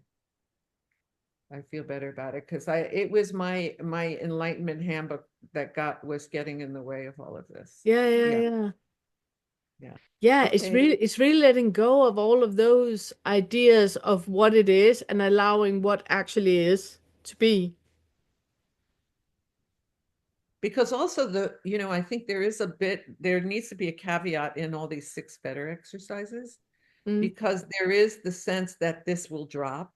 Mm. It's implicit that this will Yeah. drop and then it will stay dropped, but it mm. doesn't Yeah. stay dropped. It no, no, no. It If is if it just did, you seeing couldn't that drive a car. right, Yeah. exactly. And I think, because I did have a period where it was flat, but it didn't last very long, and I thought, well, maybe it hasn't dropped, because my handbook says it should drop and stay dropped. Yeah. No, but the I think what I mean with it when I say that it's dropping, it's that identification of, I can only see the world from here. I cannot see it from a fruit fly or see it from a leaf. But obviously, it's not helpful for me to drive a car if I'm a fruit fly. So it cannot stay dropped. You can't drive a car as a leaf. It cannot stay dropped. But you can snap in and out of this perception and a perception of a leaf and a perception of, you can snap in and out of it, because there's no need for me to be here in a certain way anymore. And that is what I see is dropping in the sixth feather. Okay, my last thing is when Jason was talking and he was saying, I have uh sorry, I have all this pressure on my chest that is anxiety. Of Mm. course, my medical map went, go get an EKG. And so does that mean that, so that's my causes and conditions, his is interpreting it his way. But when I get on my medical thing and I find people are like ignoring the obvious medical implication, like last night my niece was having a seizure and they had a whole interpretation of it. I was like, no, go to the ER and Yeah. get a CT scan, Yeah, get right? a brain So scan. Yeah, yeah. they're like, No, but Leela, I get this. accused of reifying my medical Yeah, thing. because when you say now that your niece, that she had a seizure, my medical hat immediately goes, that's not psychological. We need to check out the brain. But that does, just that you and I are agreeing on that does not mean that it's true. It's just our bloody causes and conditions. If you and I were psychologists, we would sit and go like, maybe you should look into your childhood. Because that would be the hat we had on. And it does not mean that that is true. It's So why if someone drops dead, then it doesn't matter. It doesn't vindicate me if I didn't tell Jason to go get an no, and EKG. now it's on video that you have said it so you can feel good. Yeah. But but I think that's the thing too that we've been talking a little bit more about lately is that learning how to live in both sides of in both the relative and the universal truths at the same time. And it's not as simple as just, okay, well, I used to live in a world where everything was medical causes and conditions, where, you know, everything had a very clear ailment and a diagnosis and a treatment. Now I'm in a place where very clearly, it doesn't matter if that thing is there or not. And there's nobody there to die. And it's no, that's also, there are two different ways of viewing the experience, but it doesn't mean that either one is entirely true. And it's okay to go back and forth. And I think what it's that, like in the ox herding pictures in the 10 bulls, you get to the point where there's that spacious open empty circle, but then eventually it's coming back to the marketplace. And what we're really talking about is that integration of back into the marketplace where you can both be a doctor and see that, okay, well, that sign could actually be a heart condition. You should really go get an EKG and get that checked out. And also know experientially in you that it's okay that the person is going to go to the hospital and get checked out, and if they die, that there is also a certain unreality to the life that we live it as, that there I'm both experiencing this relationship with somebody and having this the love and all of that is there on one level, and on another level it's very clear that there is nothing but causes and conditions and you know atoms moving back and forth, and nothing stable in body or mind or personality or any of that, that all of it is a very convenient mislabeling of experience.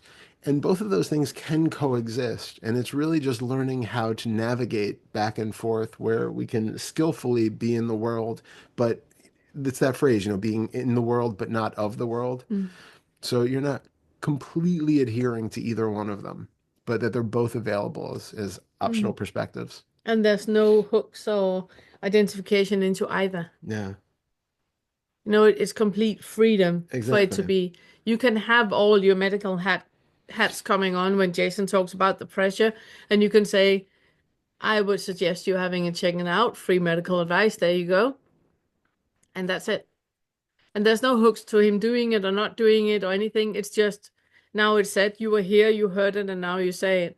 Like we had a friend that I saw a picture of and got really concerned. That was my medical hat. So obviously I reached out. If I didn't have that medical hat, I wouldn't have reached out.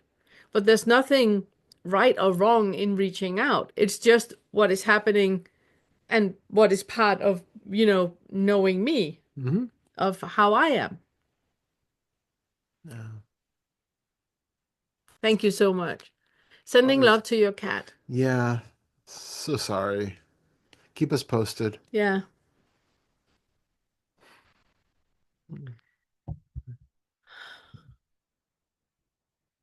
We've got Anna. Anna. Hello. Hello. Hey.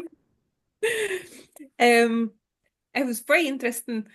You started the session with that I'm safe, Mm. and I was just leaving work and driving, and it was very fresh after dealing with frustrated client. And there was this like fight and flight Mm. nervous system response, like adrenaline still, like in the bloodstream. And like you say it like, oh, you say to yourself, I am safe. And like brain was like, no, Yeah. Yeah. couldn't even say it because it was just like complete no. Yeah. It was so funny. And then once I noticed that, like I sank attention, like in the body, you see like what is happening. Okay, you still see that residue of fight and flight response, so it makes sense why I am not safe. And then later on, like I came driving and you say safety. I think that's what you said. Yeah. Safety, yeah. Yeah, say safety. And it was so easy. Yeah. Mm. Um, like Todd said, like notice your environment and like this physical body is not threatened by anything. That's kind of, like you check in, okay, okay, and it's safety, and that's a safety. It just lands, and I can see like how I don't know what does it, but like centering, grounding Yeah. into body, into sensations, attention expands, and like Yeah. Yeah. peace instantly. And and then what I noticed what happened, like, I am safe. No, I am not safe. And safety, yes, safety is here. So that is this I am feels unsafe. Yeah. Yeah. That was But very but interesting. but but what that tells me is obviously second fetter, right? That there is still something in you that cannot, like Toddy always uses the example of that there's something to be said about having anxiety, for Hmm. example, because when you hear rustling in the bushes, if you react as if it is a tiger, if it's just a kitten, you're fine. If it is a tiger, you're prepared. Yeah. And as long as you have that, as long as your survival is still based on a rustling in the bushes, it must be a tiger. As long as that is still part of your reality, there's more in the second feather that needs to be met with loving kindness and compassion. So you keep looking at all of those instances where you were not safe and going like, it's okay. I can be here now with those memories. I can feel now that I am safe. I got my back. If anything like that would ever happen again, I would have my back in a different way than I did last time. So it's just really looking at all of those and rebooting yourself, updating yourself. But how is it now? How is this relevant for me now? What is it that I need to be on guard about? So I can't even say I am safe because then the rustling in the bushes, it will be a tiger and I will be eaten and I'm not prepared. So it's just looking into that. And when you can have just saying the word safety and you can feel in you, yeah, safety. Yeah, yeah. There's no one that needs to be protected. Mm. There's no one that's vulnerable. Then you are kind of like taking it into where you are right now and looking at where you are right now. And that is the one that you are spreading and smearing over your entire past as well. It's interesting too because it's actually very similar. You probably have heard at some point the Liberation Unleashed exercise, where like you write Yes, down your experience of everything that's going on. So like I am smelling coffee, I yes. am typing, I am Mm-hmm. sitting, and you feel how that feels, and then you just do it without the I am part of it, Mm-hmm. and smelling coffee, writing, typing, sitting, seeing. And the internal experience of that is so different without the I am component of the sentence. Mm-hmm. So I think That's it a really also, good exercise. yeah, it is. And it points us back to that same sort of what is the difference there? What is it that actually feels self-involved and self-protective in just that phrasing? What is that I am actually pointing to? And it's just something to sort of Like leave in. once I actually have done something like that because you said like what was that like there's no one here or something like I can't remember exact words, but I rephrase it like into a question, like what is here that is unsafe? And like even now when I'm saying that, there's like sensations here. So that what indicates, like there's like that fight and flight response, Mhm. like you can feel in your arms and legs, yeah, that like restlessness. And Yeah. yeah, like something, like contracts here. So it's just like a sensations in this emptiness. What kind that gets translated like there is actually something here, and that this like sensations in arms means fight. Yeah. Yeah. It's funny. Completely. Mm. And I was very interested you were talking about this center, like localized point in the body. And I'm just sitting that attention is just like expands, and when attention expands, like this like self kind of disappears. So I'm watching, like talk from this point, and you said talk like it was so interesting. It was like not synchronicity, but kind of happened at the same time. It was happening, and you were talking about that. Um, what I noticed, like this point of center moved to the screen. That's where I felt point Oh, of center is, interesting. because attention was focused on that. Yeah. And then I start, oh, so where attention focuses, that's where I am. Where Mm. and then I kind of, like start to watch what is happening. And attention is like what you call that? A ghost, Casper ghost. Yeah, Yeah. yeah, And that's, that's where I am. That's where I am. yep, Yeah. There is some sensation in the body. Oh, that's where I am. And there's exactly. something, like some sensation in the bladder. Oh, that's where I am. And there is like attention, like something sounding outside. Oh, that's where I am.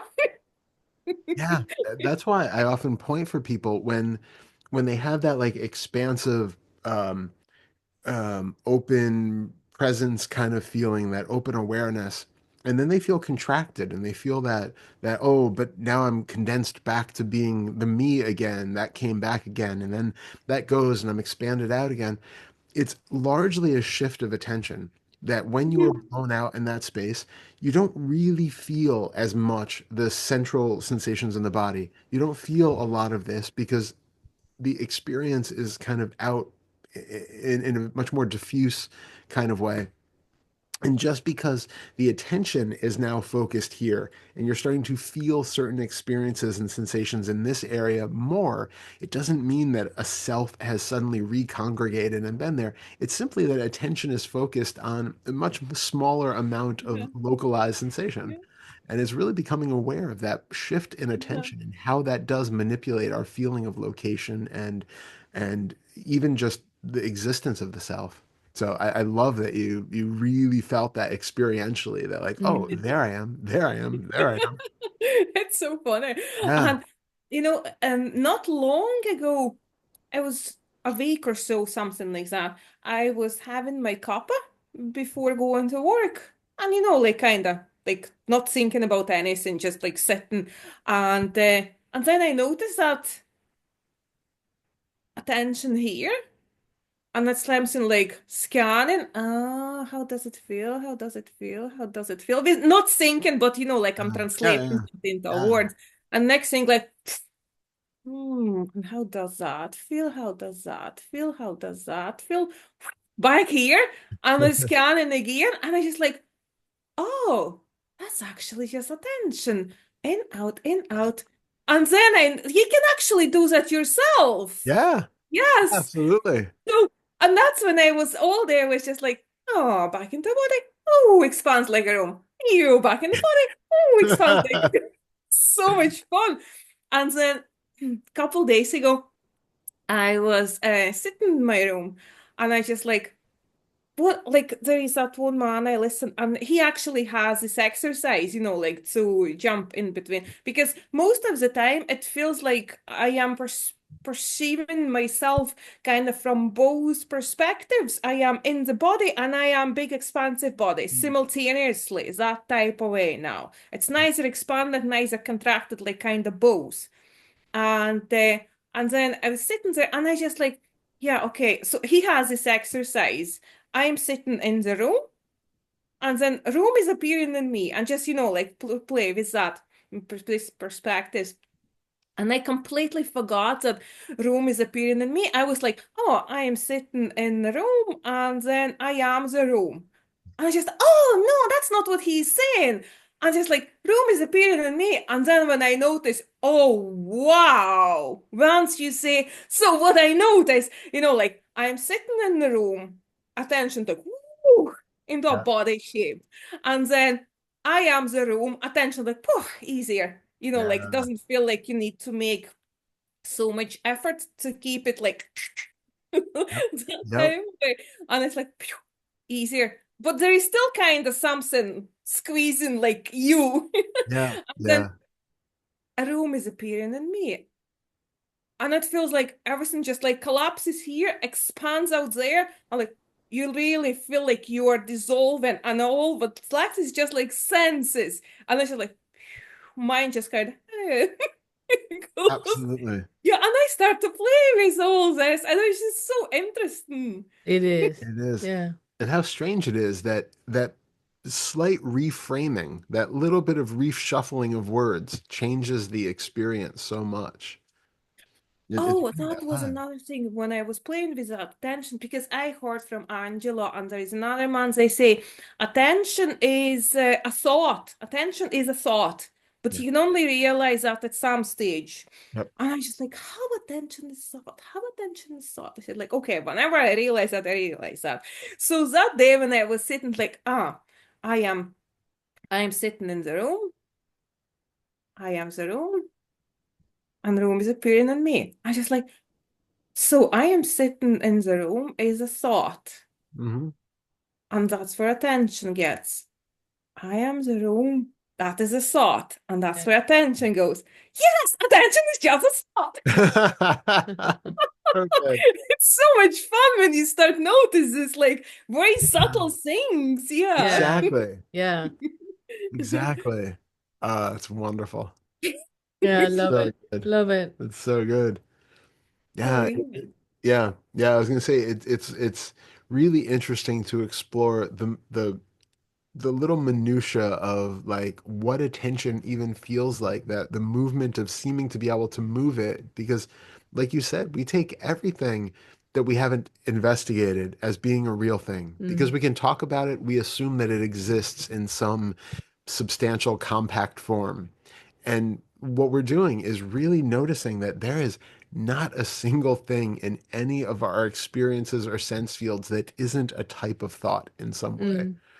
that we can really break it all down to being some sort of fleeting mental experience. Mm-hmm. And Mm-hmm.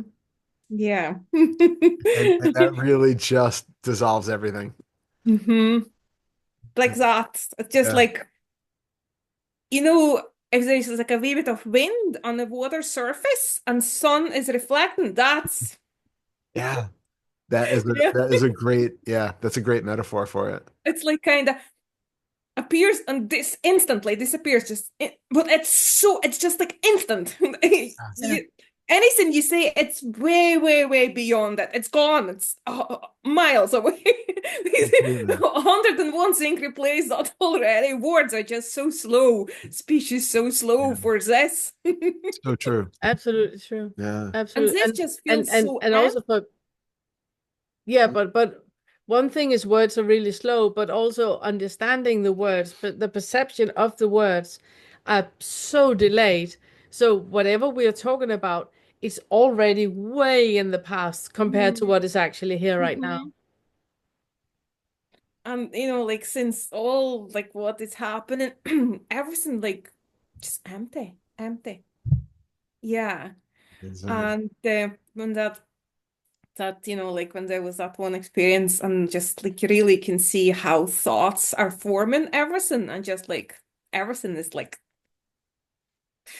and there was like a sharper, stronger pain in lower tummy.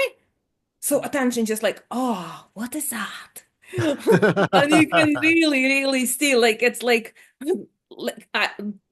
it's hard to describe what it is, but I will try best. It's like this emptiness like becomes dense and that dissolves. I was like, wow, there is no even pain. Yeah. And that experience was mind blowing. Ah, Yeah. wonderful. I was like, everything. Wonderful. My son sits like next room behind the wall and the silence, nothing. nothing. Like, there's like his voice, like another, like noises appears in the room, like instantly there is like his room appears and him appears and I just like, oh my God, Yeah. my son is a thought. Yeah. But you Okay. instantly see like you are a thought as well. And there's just Yeah, nothing. yeah. It's just like a thought, a thought, a thought, a thought, a thought, a thought. Absolutely. And then, Absolutely. like, oh, so I don't have a son. But that is also a thought. You tell me because it's only a thought. I love that. I love that. And Yeah. it's why I also always keep emphasizing, slow down and zoom in, because everything we on the surface just perceive as reality, it's just not. Mm. It's really, really not. It's really not. Like you say, that you're sitting in the room and then you hear your son your son's voice, and immediately you get an image in your mind about him sitting in the room. You're not in the room. You don't even know if that all that. And Yeah. and and if you didn't slow down and zoom in and see that for just being mental formations, you Uh-huh. would believe that was real. You would, Yeah. because you don't question it. And Yeah. it's why it's so important to slow down and zoom in and question everything, because there's so many things happening all the time that we take as reality simply because it's not been questioned. Mhm.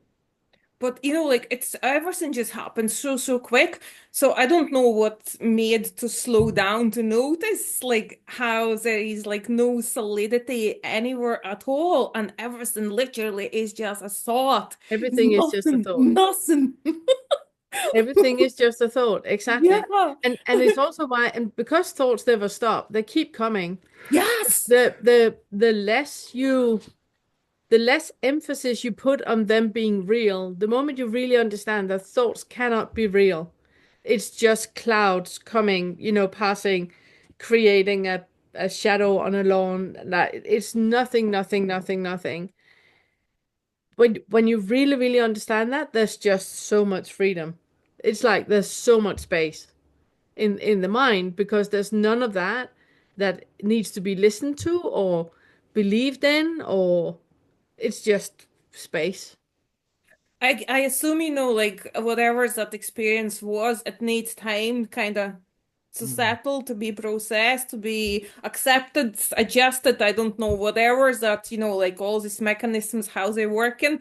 But next day, like I could see like there is like less and less and less, like aftertaste only. But it's still something has been affected, because I can see like very like you can't really say what exactly, but you see something is different way of perceived. It's kind Yeah. of like easier to notice. Oh, it's just a thought, just a thought, just a Mhm. thought, just a thought. Yeah. Mm. And it's very strange, like when that happened and thought, you just notice how many. It's like never stopping. Blah blah blah blah blah blah blah Mm. blah Yeah. Yeah. blah. Yeah. It's constantly fabricating a world, and it's constantly reconceptualizing and creating all of these narratives and new viewpoints. And Hmm. like you said, family members who aren't actually in the room right now, and Hmm. my job that I'm not currently at, and all of these things, the rest of the house that I can't currently see. It's Hmm. all of that is constantly being fabricated by the mind to Yeah, create it's like a map of a world that feels permanent and Mhm. consistent. Mhm. it's like a virtual reality. You constantly, like creating that through this like thinking and through like Yeah. manifestation into like appears as a physical reality, as something, because it's just like so fast, but like it slows and it becomes as solid, as stable, as like really existing. But these thoughts, like attention, it's just like that ghost Casper, boom, boom, boom, boom, boom, like this all the time, everywhere. But there is like, it's like a three stages that attention goes. The next thing, it's like kind of boom, stops. There is like a, without thinking, there is a thought instantly applies to that, what it Yeah. is, and it's instantly becomes something, and it's Yes. gone. Exactly. Because attention is just like, and it's like this everywhere. And that's how this like room becomes real, because this attention is just like this. Yeah, Completely. absolutely. Yeah, it's what I'm saying, and I can't remember which of the lessons that we have a million thoughts all the time, and whatever the ego or whatever it is, the mind, whatever it is, thinks is the most entertaining is what we are grabbing onto, and that is what we are then creating something out of nothing about. But the rest is equally important, equally not important, because it's just like boom, boom, boom, boom happening all the time. Mhm. And I was also thinking when you said it that it's also a great insight to have that, just like the headless way talk about that when I'm just sitting here, I don't have a head. I don't have the back of my head. I don't have never seen anything that is, back here. It's just black. It's just blackness. And it's the same with anything that is not in my visual field right Mhm. here. It's just black. Mhm. We don't have the rest of the house. We don't have a neighborhood. We don't have a country. We don't have any of that because none of it is real right now. The only thing that is real is what is in my visual field here. Yeah. Everything else is just a thought that I'm creating when I'm thinking of it. And if I'm not thinking of it, it doesn't exist. Mm-hmm. Mm-hmm. It really is, like yeah, like you're instantly creating. Like it's not even you who's doing. Oh, It's oh, just like self-creating virtual reality creates and disappears.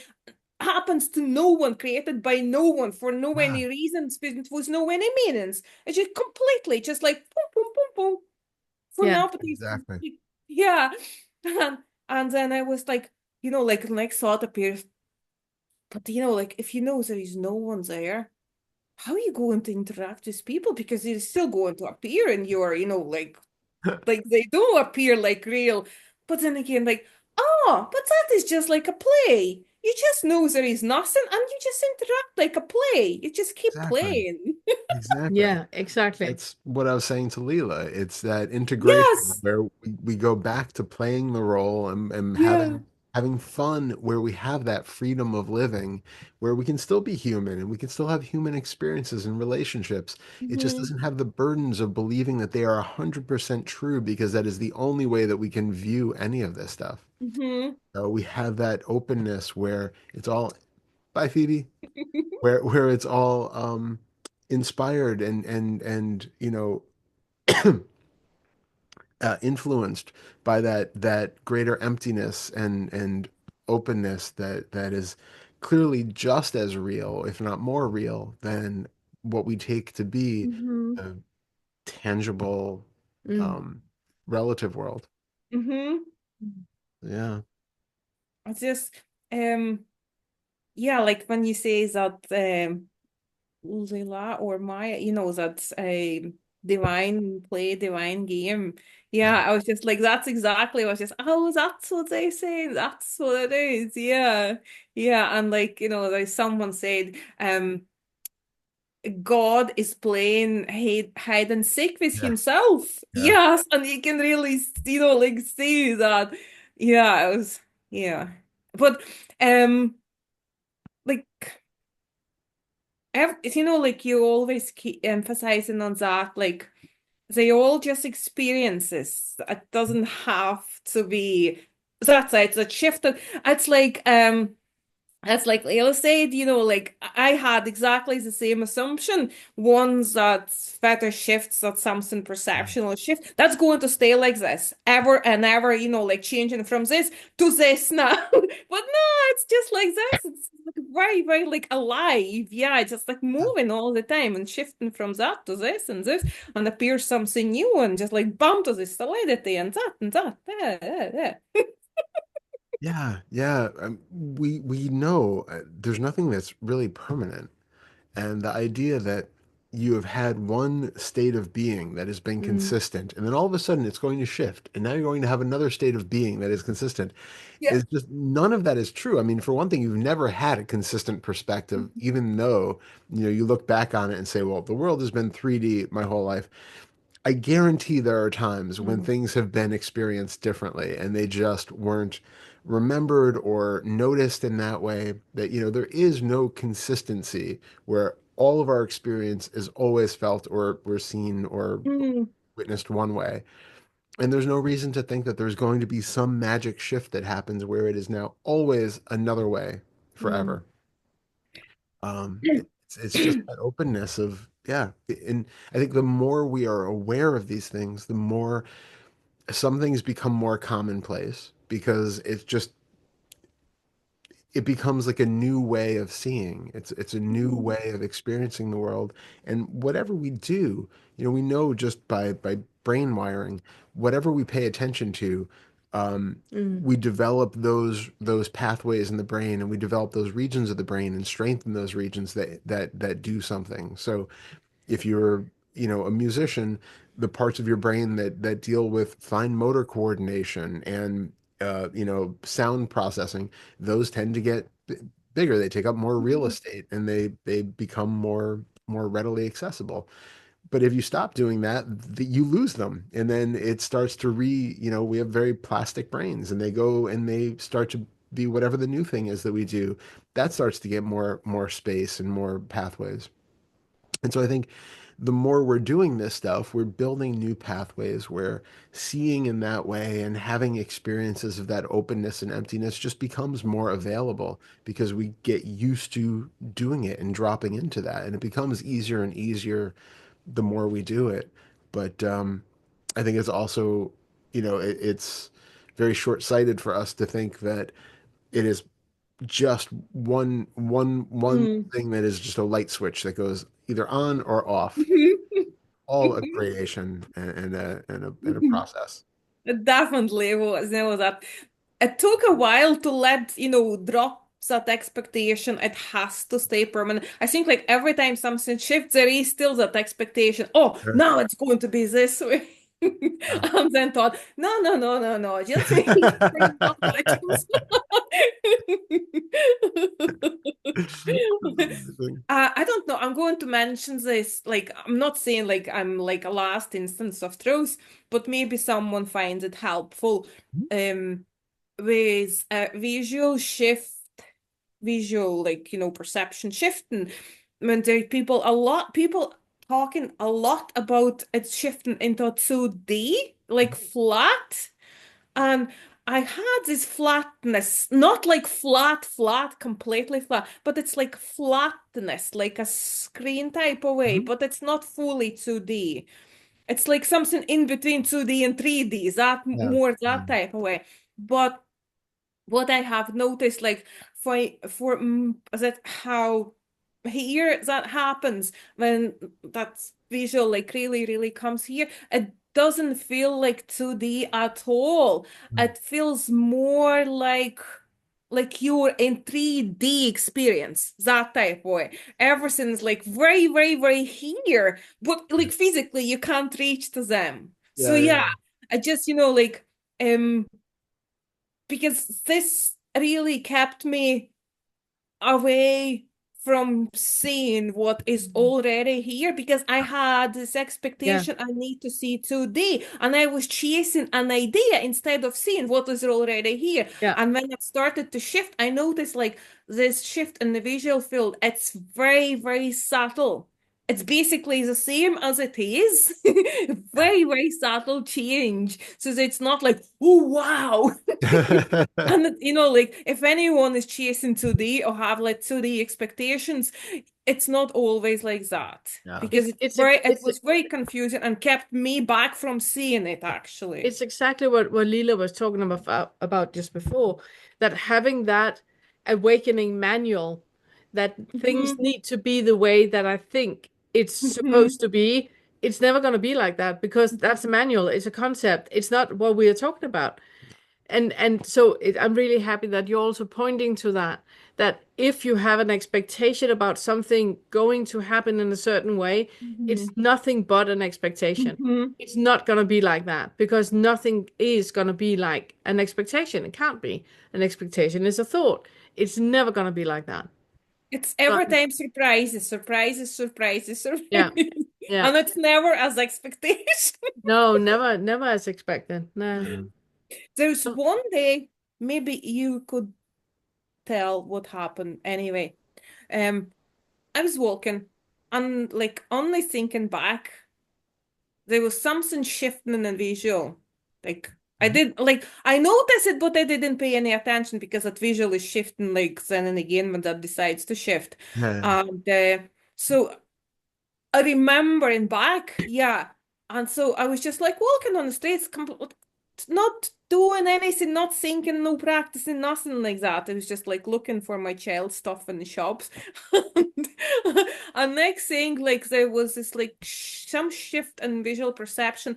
And next moment, that what normally feels like I am something here, that was gone completely. Mm. Like it felt like I dissolved, I vanished, just disappeared completely. And all what was left, it was just like a like now I feel like I'm somewhere here again, that's heaviness and centeredness. But in that moment, it was just visual field left.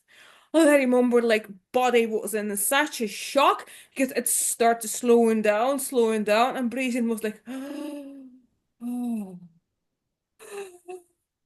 I thought I'm going to pass out of that shock because it was so unexpected, just to vanish, completely vanish. And there was so many questions. And what is here feels so real? And what is it that feels so real and just disappears like never existed? There was so many questions. Mm. Like, wait, what? Do you want No, you go ahead. to?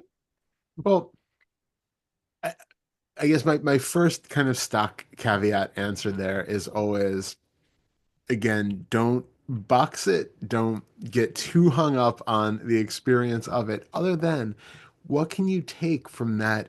What insight can you take from that experience? So it's interesting, like this experience happened, then there was like very like shocking dive into very, very deep childhood traumas, like very basic, very primal, like deep down, like survival things. Yeah. And after that, I was like noticing this, like how this thought formation. So taking all that, like there is no self. Yeah. That's very clear now. But even, like it feels like here, but that's kind of, like a thought, but that thought feels like heavy, like, so yeah, maybe I could say like this very same emptiness, like, same as that pain, like it's just like Mhm. emptiness, but densifies, like that energy, like densifies. Or maybe that's attention. Yeah, when I expand Is that attention, I just like, exactly. Is there anything in what is here now, in that more contracted, dense, focused kind of feeling that has any proof of an identity that wasn't there in that moment when you were walking and there was just nothing at all? it was just in that moment there was just like a thought, an idea, me. There's no here any me. Yeah. Yeah.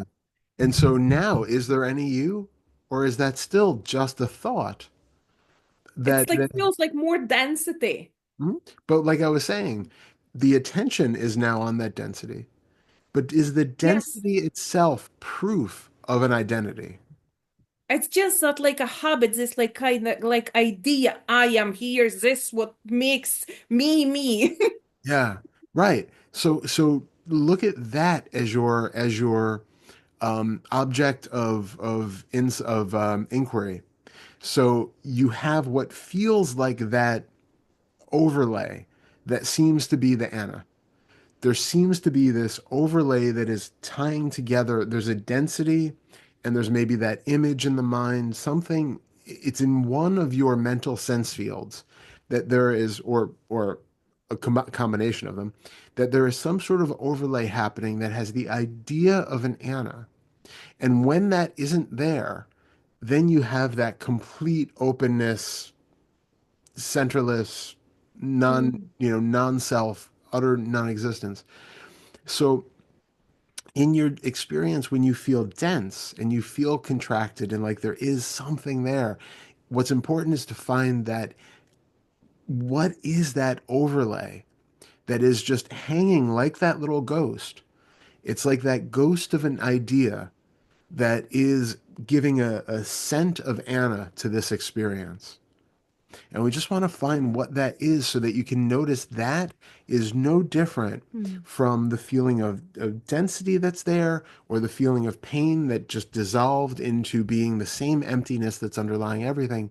That sense of Anna, that ghostly image of it is still just as empty Mm-hmm. as every other experience. And there's actually no difference between that moment of being completely no me and that moment of having that image and that density there. There is no self involved in any of that. And it's simply seeing, even in this state, that that is just as empty. But it helps to get as clear on what you're experiencing as possible. What seems to be that hovering image density scent of an Anna that gets seen through. It was exactly what I would like to point to, Yeah. that there's no difference. There's no difference between those two experiences. The only thing that is different is where your attention is at. And then all the identification that you put on that attention. So when you have that open spaciousness and it's just kind of like eyes moving through space, that is the same as having tummy ache, or it is the same as sitting in a car driving and being very focused on traffic. It is the same thing. It's just about where your attention is and what identification you put into that attention. Because when we have a tummy ache, there's a very physical pain, and all our attention is on that physical pain, which makes it seem more real. So Yeah. it feels like the entire world is stomachache because that is where the attention is. Where the experience that you had, where it was just like ice floating through space, it's exactly the same. It's just where your attention is. And then the identification that we put into that attention. There's not more an I there, an Anna there. I'm sorry. There's not more an Anna there when eyes are floating through space or when there's atomic ache. It just feels like you're more here when you have atomic ache because of the visceral experience, because of the pain in the meat suit. But there's And I not was, more an Anna in any of it. when you said both talking, like I'm simultaneously like, Yeah. observing what is happening, and like he's nothing is stable there. It's like a cloudy appearance like this. Yeah, so like you can't really say there is something that's like a formless, Mm, cloudy, and that's like it doesn't even hold a shape. Yeah. So exactly. nothing really there to say this is Exactly. me. No. No. Exactly. Exactly. But still, like I think that is like a habit Hmm. because it's Oh yeah, yeah, yeah. Yeah, everything's Completely. practice to roller skate and then you can do that. Practice to see through self and then you can do that. It is a practice. And it's also why we're so, emphasizing doing this every single moment of the day, noticing which feta is identifying right now, where am I right now, what is coming up right now. Keep noticing, noticing, noticing, noticing, and then it is just easier to see through every single situation that you're in. Yeah. Mhm. Thank you so much. Thank you so Thank much, you. Anna. So good hearing from you. Really great seeing you. Yeah. All right. And we have Jay who's up last. And then I forget what time my session is after this. So, Oh, because I do have a session after this. I Um, forgot. Sorry about that. oh, I it's forgot. okay.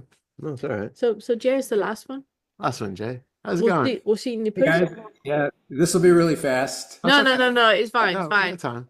I won't take much time. Yeah, I want sort of one question is where is there a place to sign up for the January retreat? Basically, Thank you yeah. very much for asking that. We haven't emphasized.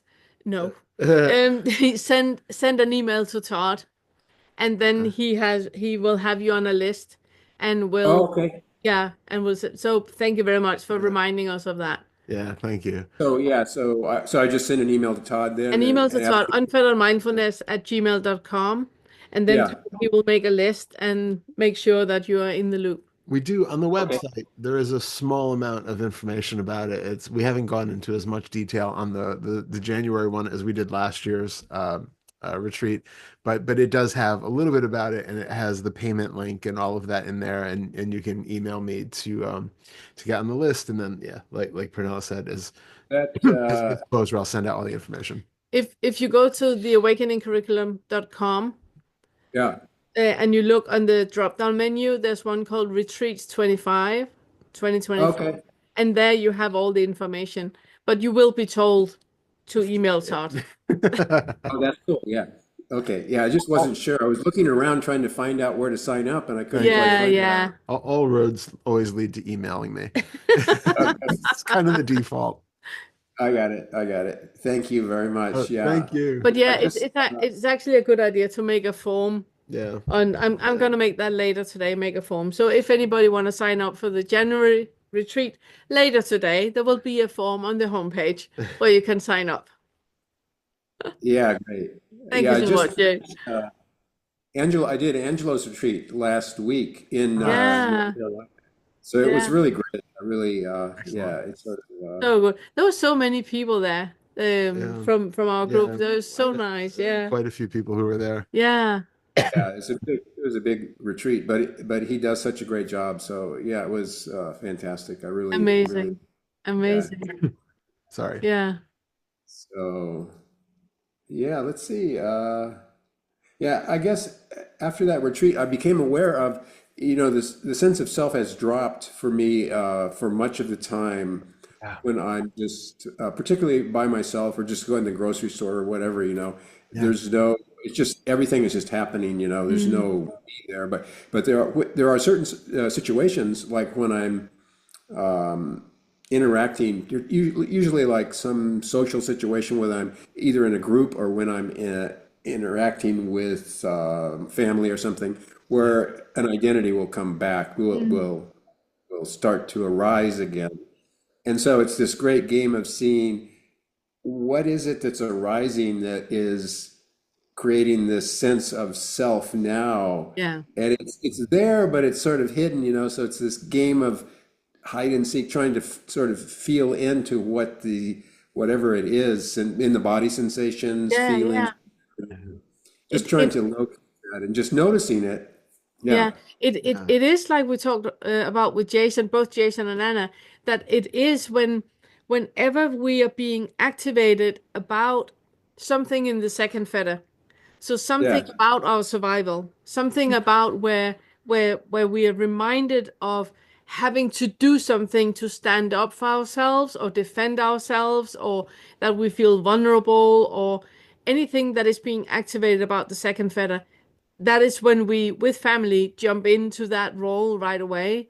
And it's simply just a small reminder to you about going to the second fetter. There's something in there that needs your compassion, love, and kindness, and then Yeah. just looking into that, feeling into that. And also, when you're in the situation, you can always ask yourself, what is it right now that feels vulnerable? What is it right now that I feel that I need to stand up for, or put my foot down about, or what is actually here right now? Yeah, that's interesting. I don't normally, I mean, when I just looking back at situations like that, I don't normally feel vulnerable so much as more like I have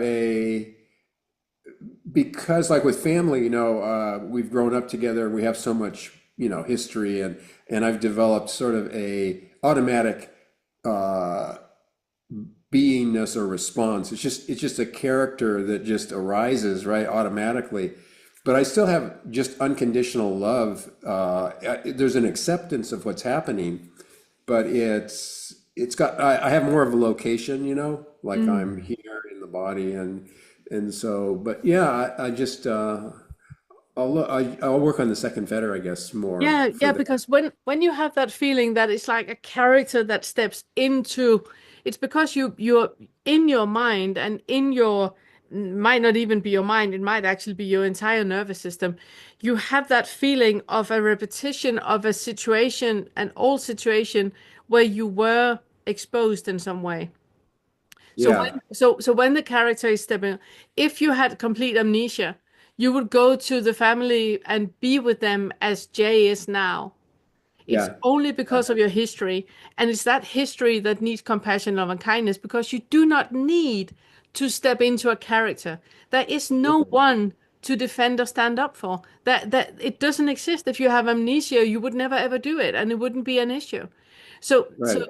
so that is where the gift is. That is what is pointing to that there's something about the second feather that still has hooks into something where you believe that to be true, where it's simply not. Yeah, yeah, that's right. Yeah. So it's sort of like peeling the onion, I'm always Absolutely. like whatever, I just notice what's coming up and Oh the yeah. idea the idea of attention is actually a concept to me. It sort of seems like all that's happening is there's just a continuous arising of whatever is predominant. Yes. Yes. That's what that's what it is. And Yes. yeah, attention is just a way to describe Yeah, what is predominant right now, really. Yeah. But attention, completely. there is no attention really. It's just this is it, you Totally know. true. Yeah. Yeah, Yeah. we have like convenient half-truths that we use along the way, Yeah, yeah. where No, it's like you're it's good. pointing I to something. mean, it can point to things, but Yep, it's yeah. exactly. You're It's good to exactly right. notice that they're half truths in some ways too. Yeah, Yeah. Absolutely. Yeah. Absolutely. yeah, yeah, yeah. Thank you so much for everything you're doing. It's so great. Yeah, Thank you, It's Jay. so good having you here. Yeah, it's really Yeah. yeah, great. And the holidays when we're with family, it's always a great opportunity to work with second feather. Yeah. totally. Yeah, Yeah. that's really a Fourth great opportunity. You're right. Yeah. and fourth and Yeah. fifth. And fourth and fifth. Yeah. Yeah. Second, fourth, and fifth. Absolutely. Yeah. It's Yeah, Absolutely. yeah. the prime inquiry time. Yeah, it is. 'Tis the season to inquire. Yeah, ask very quick question related to what Yeah. Jay just said. Yeah. Let me just We find just you. find you. Here you are. Um, when you were talking about like if you had no memory and something happened, Yeah. so in that moment, say there would be body still might feel something. That's Yes, the there whole would be point. like bodily reactions, but no explanations, no reasoning on this. So if you have no memory, if you just like wiped out, something happens in the body. Like all what you feel is just sensations, and there is No, no story about but a lot of times the things that are happening in the body wouldn't happen if you had yes. amnesia. If there is no Because the things that are happening in the body, the contraction when Aunt Janice, when she says what she says, and you have that contraction in the stomach, that only happens because you know Aunt Janice and because you have a history with her. But if you don't have a history with her, it's just a woman saying something, and it's just ha ha ha ha, and that's it. That is you wouldn't bite on that passive aggressive manipulation that she's doing, that she's always been doing for the last 40 years. You wouldn't bite because it's just Janice saying something. So that thing happening in the body wouldn't happen. Mm. It's just like sounds and just visual and smells and that's Yeah, all. and it would, for example, if you're meeting with your family, right? And Aunt Janice, she's saying something that is really activating you. You can in your mind say, "This is Jay's aunt. She's got nothing to do with me. This contraction that I feel in the body, it's not mine. It's that's Jay. He would react to that. Because if you were Jay, if it was completely swift, Jay wouldn't react to your aunt and you wouldn't react to his. Mhm. Yeah, it's So like it's just really seeing that all of that is happening, it's part of the conditioning. yeah. That we are reacting to the aunt because of 40 years of passive aggressive behavior. That's what we are reacting to. We are actually not reacting to her saying, "Would you pass me the gravy?" Mhm. We are reacting to the way she says it, that she's always saying it, like as if I'm doing so, and then blah, blah, blah, blah, blah, blah, blah. Sorry, sorry, sorry. She just asked you to pass the gravy. No, because she asked me to pass a gravy. Mhm. As if I'm hoarding it. She's on about my eating. Yeah. And then off we go. So in your mind, and this goes to all of you, in your mind, then just act as if this is Jay's family and you're just seeing it from the outside. And obviously that won't work for Jay. I've very Affecting. often recently noticed that when someone next to me reacts in the traffic or something, then Yeah, that doesn't affect me at all. And he just like, what is he reacting so? exactly. Exactly. There's no point. If you had complete amnesia, this wouldn't be an issue. It Hmm. wouldn't be an issue. Yeah, so there Only is. because we're building on what is happening. And then Mhm. we're reacting to the post-it. All the Mhm. building on that is happening. Post-it, post-it, post-it, post-it. And we are now reacting to the post-it, not to what is actually happening. Hmm. Thank you. Yeah, so Yeah. welcome. Thank you Oh, so much, Jay. last little question Yeah, here. just Let me just unmute you guys. on spotlight. Bloop, bloop. What is the difference between pointing out the bubble of reality to someone and gaslighting someone? For example, saying to someone, I'm sorry my actions upset you, but you aren't really angry about my actions. You're simply reacting to something inside yourself that my actions have highlighted to you. Isn't that response at risk of being used as avoidance of accountability in the relative world, illusion of Absolutely. perception? You should Yeah. never say anything. No. Why do you have a need to say that to anyone? I don't know who God is, but welcome God. Yeah. We've been Puzzled about your puzzled existence for a long puzzled by time. your existence. And we're happy that you're here. And thank you for asking. Um, you should never ever point out to anybody that I upset you, but you aren't really angry about my actions. You're simply reacting to something inside yourself. I mean, that is completely deflecting and missing the point. Yeah. And it's not meeting the person from one human heart to one human heart. You're not really saying sorry, are you? You're going like, well, if you weren't an idiot, this wouldn't be an issue, would it? Um, so the compassionate things to say when you have said something that has made somebody angry is just to say, I'm so sorry. I didn't mean to offend you. Because you didn't do it on purpose. And other people, they can be angry at you as much as they want, right? If they can't, then you have an issue with them being angry at you, and then you want to defend yourself, or you want to justify your actions, or you have some kind of skin in the game. But if you did not do anything to harm or hurt anybody, you can just apologize. Yeah, and I would say that the bubble of reality is a really useful tool for our own inquiry and our own insight, so that we recognize that when other people say something to us and we feel activated by that, it's our reminder to look inside and find Mm. out why that thing is so triggering to us. It's not for us to use that to mediate the rest of the world and to, remind If everybody of their own issues and traumas and triggers. And this is all your shit. I got nothing going on here. It's not. you have an amazing in the book about that. Um, can we just What are you use? trying to do? I'm trying to get all the people back up Oh, there. okay. There we go. People are back. People are back. Um, The bypassing Oh, 101. yeah, yeah.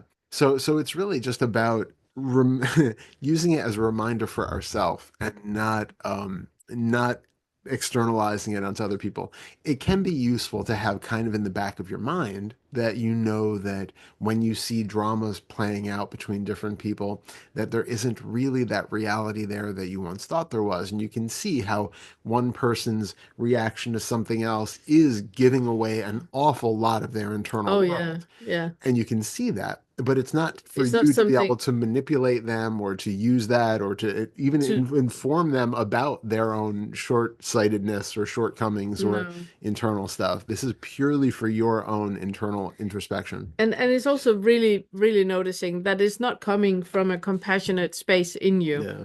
You're not informing them because you're compassionate and you want them to feel into their bubble of reality. You're informing them to put yourself in a position where you're not in the firing line anymore, Yeah. in the line of fire, it's Yeah. called. Yeah. And then pointing it at them, which says a lot about you. See what you did there. I know. I know. I hope that answers the question. Yeah. Um, and with that, Yeah. I think With that, I just want to say yeah. on Thursday, we are very excited because Todd's Awakening book is being published. In my opinion, it's the most brilliant Awakening book I have ever read. No, but it is, babe. It is. Because I know he hates it. He hates when I talk about it, but it really is because it's not written from that perspective of the awakened person sitting and writing something to you and you are reading it. Instead, it's writing from the point of all the different mud pits that we are in life and then navigating out of it. So it's really done brilliantly. Thank you, babe. Yeah. And that's on Thursday. And next time we see you guys. Let's keep the expectations as high as possible. Absolutely. Absolutely. We're expecting absolute brilliance. Absolute brilliant. And you can only expect that. And if you get disappointed, I can just say, like God said, that's your issue. Will you release audiobook? Eventually, yes. My hope is because the paperback and the ebook are out as of Thursday, and then the hope is that some point next year I will have the time to record the full the full audiobook version of it. Yeah. Really? But it's going to be long. I mean, it's over 450 pages, so it is going to be a very long audiobook, and it's going to take a long time to actually record. That's Um, good. but Yeah. I'm hoping to do that. And then I plan to also do more recordings of the poems and do more videos and stuff of the poems over the course of the next year too. So Yeah. I think there'll be a few different ways of interacting with it coming forward. Yeah. And also because the poems are so good, also to use the inquiry when you are when you're reading them, really to inquire about your own experience of it. Yeah. Okay. Okay, so that's Thursday. Yes. Next time we see you guys is on Friday and Not this Friday. not this Friday, next week. Friday. Next week, Friday. And that would be the last time we see you guys before Christmas. Yes. So For anybody who doesn't come then, happy holidays. happy holidays, happy inquiring. Yes. Enjoy the time with family. Yes. It's a great time to tis the season to inquire. Yeah. Yeah. Okay. All right. Thank you so much. Thanks, everyone. Thank you, guys. Thank you. Bye.